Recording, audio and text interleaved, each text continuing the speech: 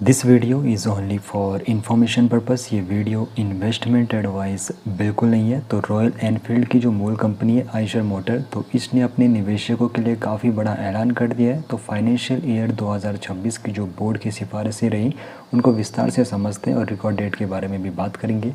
तो देखो यहाँ पर बात हुई है डिविडेंड की।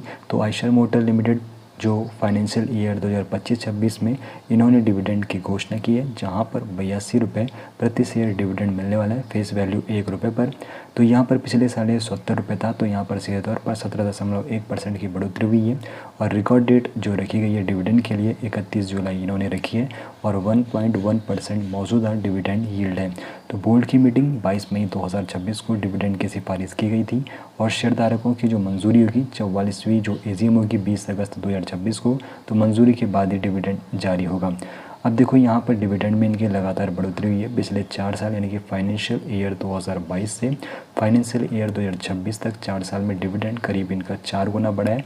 और यहाँ पर ये अहम क्यों है डिविडेंड, तो देखो कंपनी का कैश जनरेशन लगातार मजबूत हो रहा है। रॉयल एनफील्ड की प्रीमियम बाइक्स की मांग स्थिर बनी हुई है। पे आउट रेशियो करीब 39 से 40%। भविष्य के ग्रोथ के लिए पूंजी भी बची हुई है। Financial year 2026 dividend financial year 2021 के मुकाबले करीब 4.8 गुना ज़्यादा है। इसके स्टॉक पे भी बात कर लेते हैं। तो एनएसई पर आइशर मोटर का जो हालिया प्राइस मूवमेंट है, जहां पर इसका जो मौजूदा शेयर प्राइस था 7,627 रुपये पर ट्रेड कर रहा था। एक साल का रिटर्न यहां पर इसने 39 से 42% तक बना कर दिया है।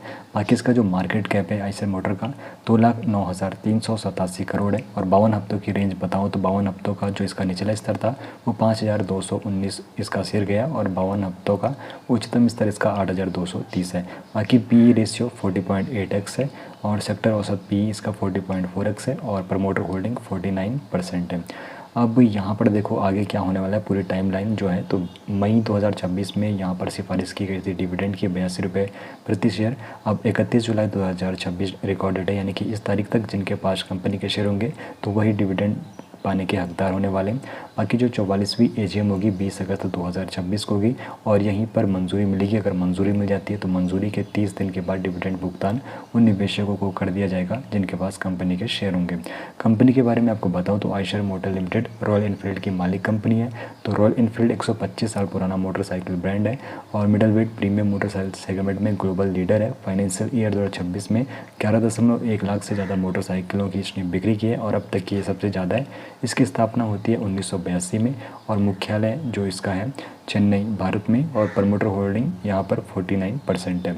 अब देखो वॉल्वो आइशर में स्वीडन की एबी वॉल्वो के साथ इसने जॉइंट वेंचर है ट्रक बस और कमर्शियल व्हीकल बिजनेस में। फाइनेंशियल ईयर 2026 में बात करूँ तो रेवेन्यू इनका 23,408 करोड़ का था।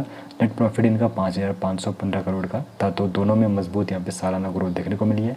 बाकी संक्षेप में आपको बताऊँ तो 82 रुपये प्रति शेयर डिविडेंड की घोषणा हुई है, जिसके लिए 31 जुलाई रिकॉर्ड डेट रखी गई है। बाकी ये वीडियो सिर्फ इन्फॉर्मेशन के पर्पज़ के लिए, निवेश की सलाह बिल्कुल नहीं है, क्योंकि शेयर मार्केट जोखिम के अधीन होता है। तो निवेश से पहले फाइनेंशियल एडवाइज़र से ही एडवाइस लेनी चाहिए।